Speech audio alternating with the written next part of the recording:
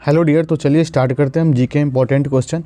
इसमें आपको सभी प्रकार के क्वेश्चन मिलेंगे, जैसे साइंस हो गया, हिस्ट्री, ज्योग्राफी। आपको बता दें, एक क्वेश्चन के साथ उसके सारे डिस्क्राइब किए जाएंगे और आपको ये जो एक क्वेश्चन होंगे ये 5 क्वेश्चन के बराबर होंगे। तो चलिए स्टार्ट करते हैं। जैसे केंद्रीय बौद्ध शिक्षण संस्थान भारत में कहाँ स्थित है, तो इसका सही आंसर क्या हो जाएगा? सही आंसर हो जाएगा ले। लेकिन ये कह रहा है बौद्ध शिक्षण संस्थान, तो बौद्ध के बारे में हम पहले जानकारी लेते हैं। देखिए, सबसे पहले ये इस संस्थान की स्थापना कब किया गया था? 1959 में किया गया था।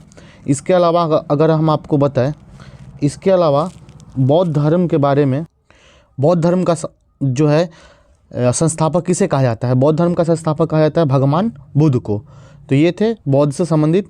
चलिए, इसके अलावा अगर देखते हैं कि बौद्ध धर्म कौन से धर्म से आते हैं, ये एक प्राचीन भारतीय धर्म ही है और इसकी स्थापना लगभग कब किया गया था? 563 ईस्वी पूर्व किया गया था।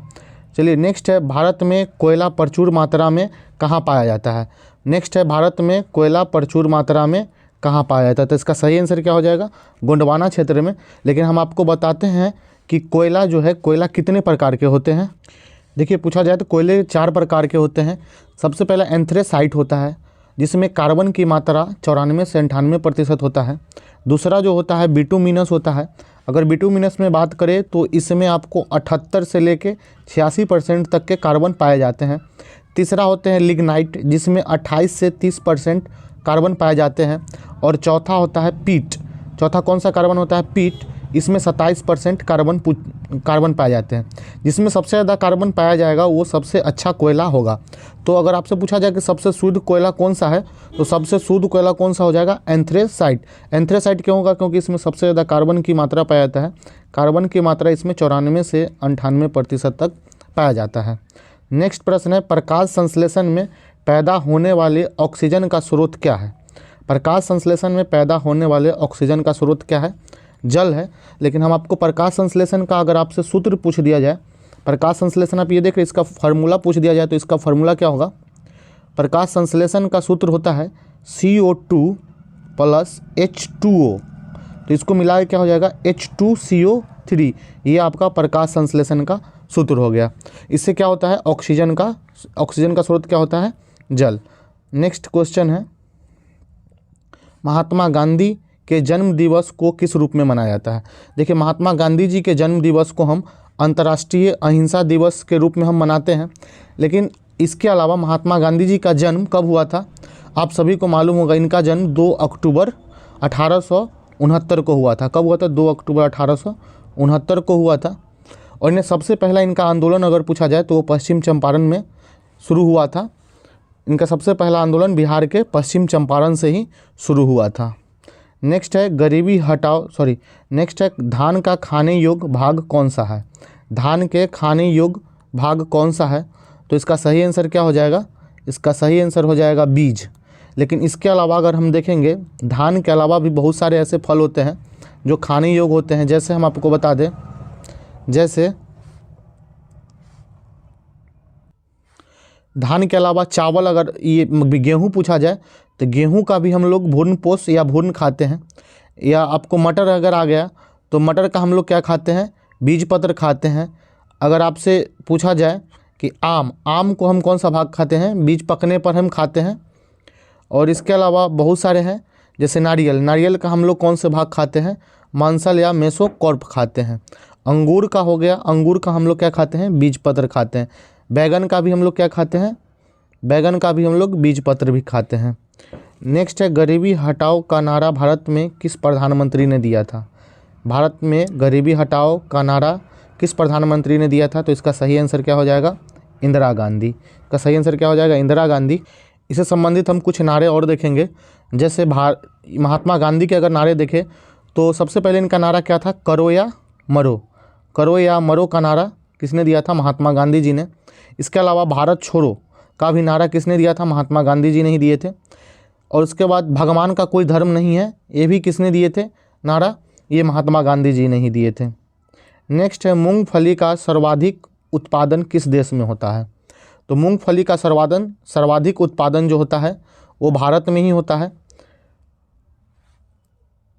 लेकिन अगर आपसे पूछा जाए कि चावल, अगर इसी जगह मूंगफली की जगह अगर चावल आ जाए पूछा जाएगा कि चावल का सर्वाधिक उत्पादन देश कौन है, तो वो कौन हो जाएगा, चीन।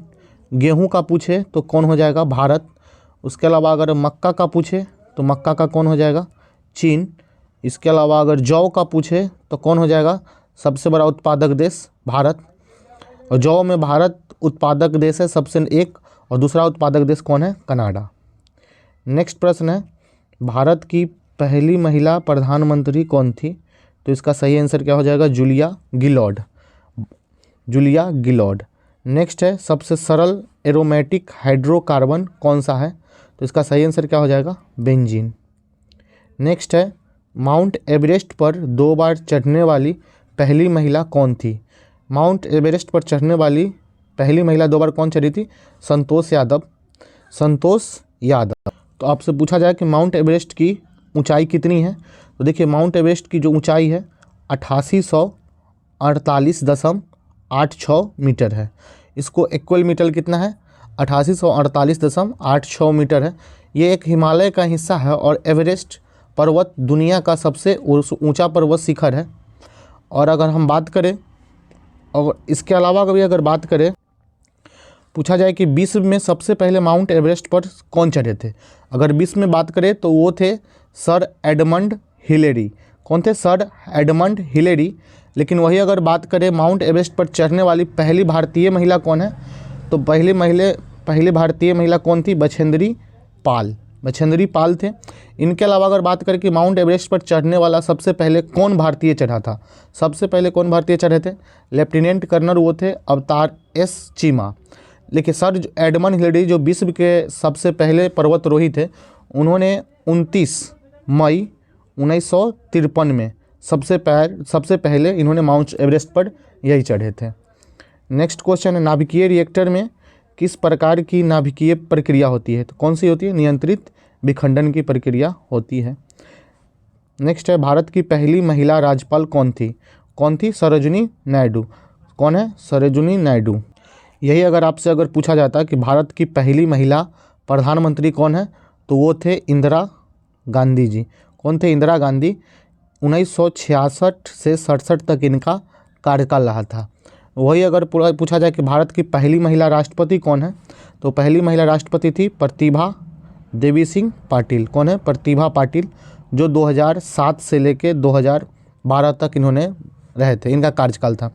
वही पूछा जाए कि भारत की पहली महिला मुख्यमंत्री कौन है, तो ये थी सुचेता कृपलानी, जिनका कार्यकाल 1963 में था। अगर पूछा जाए कि भारत की पहली महिला अभिनेत्री कौन है, तो ये था दुर्गाबाई कामत।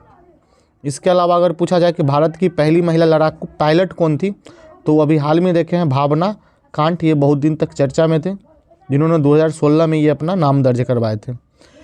अगर भारत की पहली महिला राज्यपाल कौन थे, ये इसका आंसर क्या हो जाएगा, सरोजिनी नायडू। ये कब से कब तक थे, 1947 से 1949 तक इनका कार्यकाल था। चलिए नेक्स्ट है, मनुस्मृति, रामायण और महाभारत की रचना किस काल में हुआ था, तो ये था शुंग के काल में हुआ था। देखिए ये जो शुंग के काल कब से कब तक माना जाता है, तो शुंग के काल लगभग अगर मान ले तो ये 1400 ईसा पूर्व के ईस्वी की कहानी काल मानी जाती है।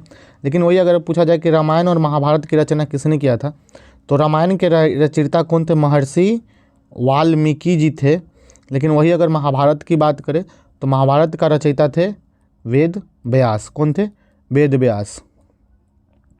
नेक्स्ट है, भारतीय विश्वविद्यालय अधिनियम किस वायसराय के समय पारित हुआ था, तो किसके समय पारित हुआ था, लॉर्ड कर्जन के समय हुआ था।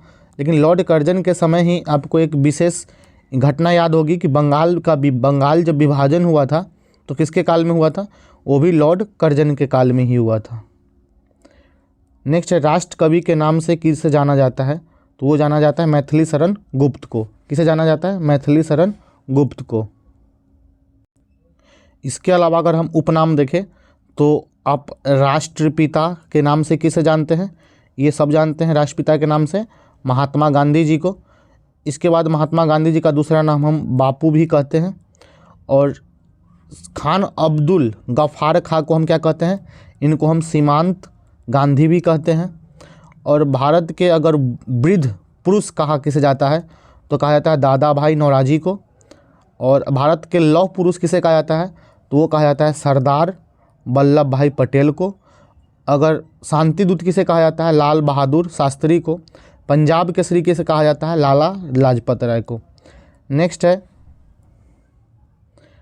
है पानी के टैंकों में शैवाल को ख़त्म करने के लिए प्रयुक्त किए जाने वाला रसायन कौन है, तो वो है कॉपर सल्फेट। नेक्स्ट है जस्ते का निष्कर्षण किस अयस्क से होता है, तो जस्ते का निष्कर्षण जो होता है जिंक ब्लेड से होता है।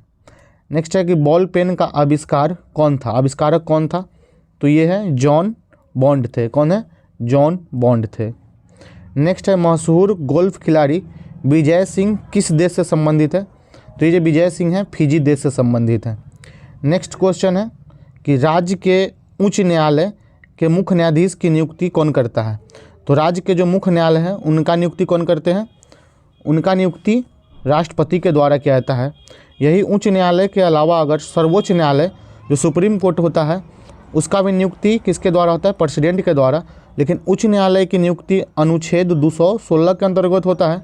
वही सुप्रीम कोर्ट की बात करें तो सुप्रीम कोर्ट में न्यायाधीश मुख्य न्यायाधीश की नियुक्ति अनुच्छेद 317 के अंतर्गत होता है। नेक्स्ट है ऑस्ट्रेलिया व न्यूजीलैंड के उच्चतम न्यायालय को क्या कहते हैं।